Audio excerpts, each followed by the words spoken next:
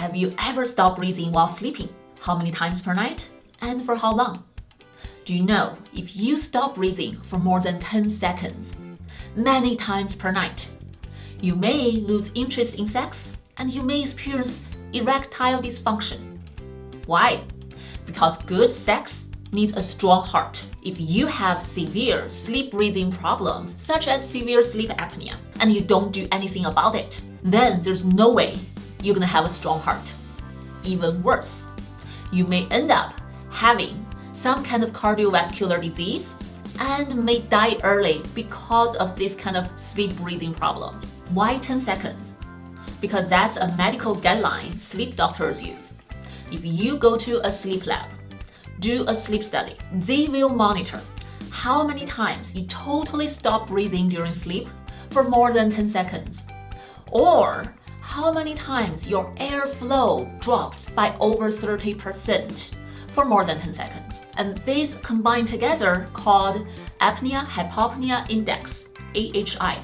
And sleep doctors will use this AHI score to help diagnose you whether you have mild, moderate, or severe sleep apnea. So why sleep apnea can impact our heart health so much? Let's find out from the sleep expert, Dr. Matthew. Typically 10 seconds or longer. We don't even score it on the study if it's less than 10 seconds.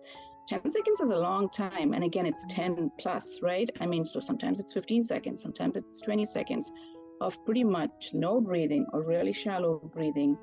Oxygen's going down at the end of it to sometimes pretty dangerously low levels. I mean, sometimes it drops to the 80s, sometimes 70s, 60s, 50s. So it just depends on the body habitus sometimes, and there are other intrinsic, let's say, lung disease. So that itself is a trigger for, it causes the blood pressure to go up. It causes the heart rate to go up. And so the 10 doesn't continue forever, right? Because if we didn't breathe, then, well, then we would die. So, but then that's our body's defense of trying to wake us up. So at the end of that long event, for example, there's what we call as an arousal. So the arousal is a protective mechanism, meaning the brains realize that, well, I just didn't breathe for a really long time. My carbon dioxide's going up, oxygen's low. I need to wake up. So when we see the study, the sleep study, we are looking at a change in the EEG, which is the brainwave pattern.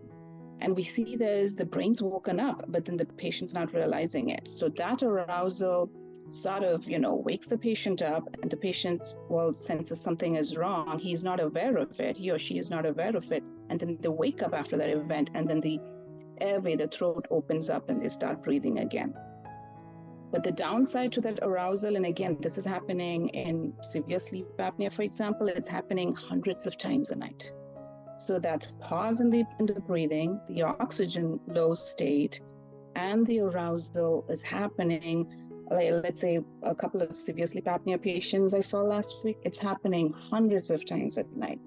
That's a lot of stress for the body. And so it feeds directly into just everything that increases risk for cardiovascular disease. Well, number one, there's an increase in, I mentioned the heart rate and the pulse rate going up. So that's a sign of the sympathetic activity. So like our stress hormones are going up with those events.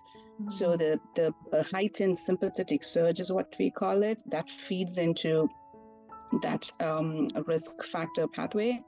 Inflammation is a big trigger for atherosclerosis, which is like plaque being laid on the inside of our blood vessels that leads to, heart disease and stroke and obstructed vessels in general.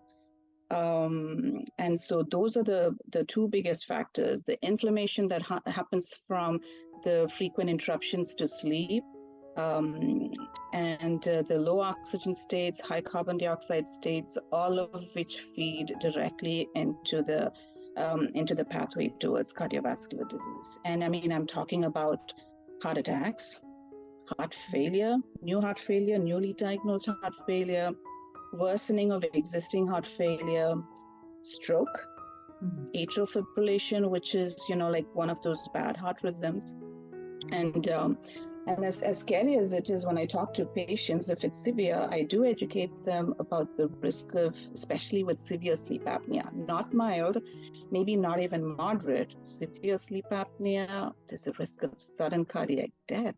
Scary, right? I want to emphasize again. If you suspect any sleep breathing problems, please take it seriously. Go to a sleep center, see a sleep doctor, check it out. See whether you need a sleep study, and please consider that, especially if the sleep doctor recommends one to you. So I really hope this information can help you learn more about sleep, about the science, and eventually you can make the best decision for your own health. Thank you for your interest in sleep science. I'm Dr. Yishan, and I will see you next time. Bye.